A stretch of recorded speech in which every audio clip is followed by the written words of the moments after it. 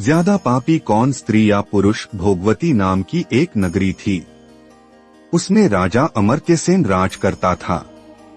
उसके पास चिंतामणि नाम का एक पालतू तोता था। एक दिन राजा ने उससे पूछा, हमारा ब्याह किसके साथ होगा? तोते ने कहा, तुम्हारा ब्याह मगध देश के राजा की बेटी चंद्रावती के साथ होगा। राजा ने ज्योतिषी को बुलाकर पूछा तो उसने भी यही कहा। उधर मगध देश की राजकन्या के पास एक मैना थी। उसका नाम था मदन मंजरी। एक दिन राजकन्या ने उससे पूछा कि मेरा विवाह किसके साथ होगा, तो उसने कह दिया कि भोगवती नगर के राजा अमर्त्यसेन के साथ। दैवयोग से कुछ समय बाद दोनों को विवाह हो गया। रानी के साथ उसकी मैना भी आ गई। राजा रानी ने तोता मैना का ब्याह करके उन्हें अपने शयन कक्ष में ही रख लिया। एक दिन की बात है, तोता मैना में बहस हो गई। मैना ने कहा, पुरुष बड़ा पापी, विश्वासघाती और अधर्मी होता है। तोते ने कहा, स्त्री झूठी, लालची और हत्यारी होती है।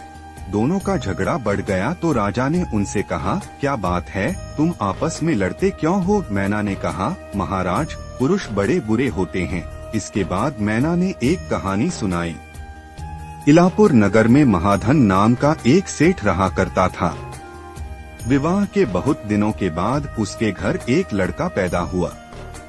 सेठ ने उसका बड़ी अच्छी तरह से लालन पालन किया, पर लड़का बड़ा होकर जुआ खेलने लगा।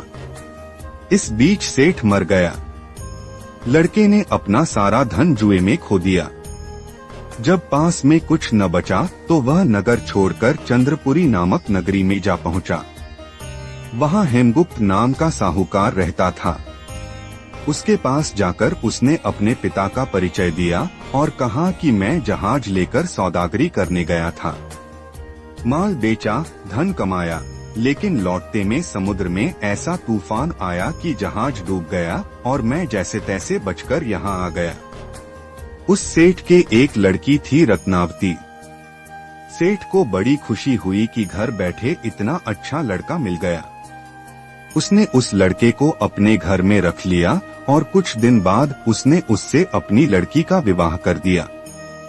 दोनों वहीं रहने लगे। अंत में एक दिन वहां से विदा हुए। सेठ ने बहुत सा धन दिया और एक दासी को उनके साथ भेज दिया। रास्ते में एक जंगल पड़ता था। वहां आकर लड़के ने स्त्री से कहा, यहाँ बहुत डर है, तुम अपने गहने उतारकर मेरी कमर में बांध दो। लड़की ने ऐसा ही किया। इसके बाद लड़के ने कहारों को धन देकर डोले को वापस करा दिया और दासी को मारकर कुएं में डाल दिया। फिर स्त्री को भी कुएं में पटककर आगे बढ़ गया। स्त्री रोने लगी। एक मुसाफिर उधर जा रहा था। जंगल में रोने की आवाज सुनकर वह वहां आया, उसे कुएं से निकालकर उसके घर पहुंचा दिया। स्त्री ने घर जाकर माँ बाप से कह दिया कि रास्ते में चोरों ने हमारे गहने छीन लिए और दासी को मारकर मुझे कुएं में ढकेलकर भाग गए। बाप ने उसे ढाढ़स बंधाया और कहा कि तू चिंता मत कर, तेरा स्वामी जीवित होगा और किसी दिन आ जाएगा। उधर वह लड़का जेवर लेकर शहर पहुंचा। उसे तो जुए की लत लगी थी। वह सारे गहने जुए में हार गया। उसकी बुरी हालत हुई तो वह यह बहाना बनाकर कि उसके लड़का हुआ है, फिर अपनी ससुराल चला। वहां पहुंचते ही सबसे पहले उसकी स्त्री मिली। वह बड़ी खुश हुई। उसने पति से कहा, आप कोई चिंता न करें, मैंने यहाँ आकर दूसरी ही बात कही है। जो कहा था वह उसने बता दिया। सेठ अपने जमाई से मिलकर बड़े प्रसन्न हुए और उन्होंने उसे बड़ी अच्छी तरह से घर में रखा। कुछ दिन बाद एक रोज जब वह लड़की गहने पहने सो रही थी, उसने चुपचाप छुरी से उसे मार डाला और उसके गहने लेकर चंपत हो गया। मैना बोली, महाराज, यह सब मैंने अपनी आंखों से देखा। ऐसा पापी होता है पुरुष। राजा ने तोते से कहा, अब तुम बताओ कि स्त्री क्यों बुरी होती है। इस पर तोते ने यह कहानी सुनाई। कंचनपुर में सागर दत्त नाम का एक सेठ रहता था। उसके श्रीदत्त नाम का एक लड़का था।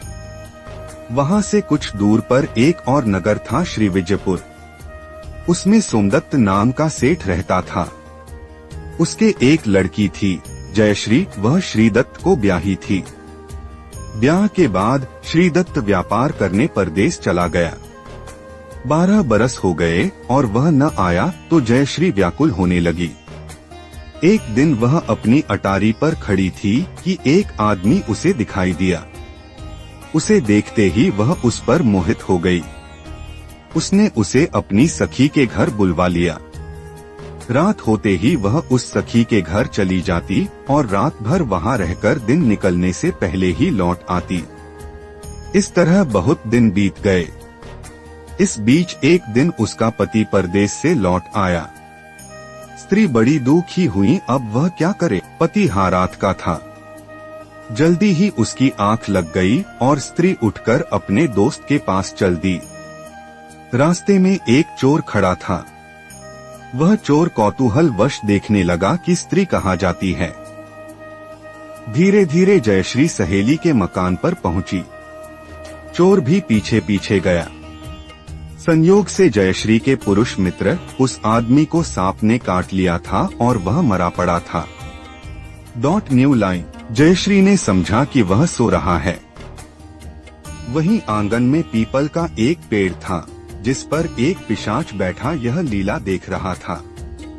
उसने उस आदमी के मृत शरीर में प्रवेश करके उस स्त्री जयश्री की नाक काट ली और फिर उस आदमी की देह से निकलकर पेड़ पर जा बैठा।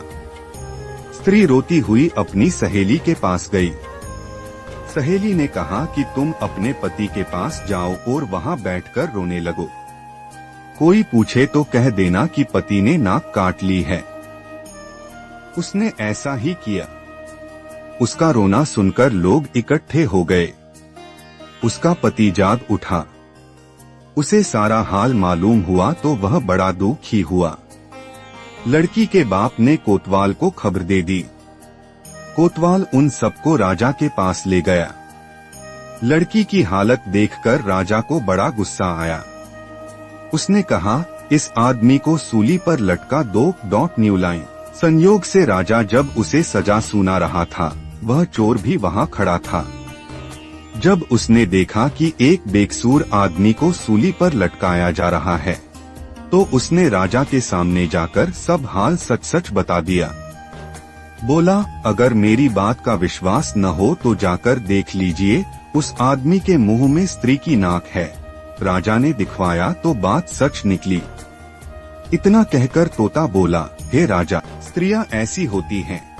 राजा ने उस स्त्री का सिर मुंडवाकर गधे पर चढ़ाकर नगर में घुमवाया और शहर से बाहर छुड़वा दिया। यह कहानी सुनाकर बेताल बोला, राजा बताओ कि दोनों में ज्यादा पापी कौन है। राजा विक्रमादित्य ने कहा, स्त्री। बेताल ने पूछा, कैसे। राजा ने कहा, मर्द कैसा ही दुष्ट हो उसे धर्म का थोड़ा बहुत विचार रहता ही है, स्त्री को नहीं रहता, इसलिए वह अधिक पापिन है।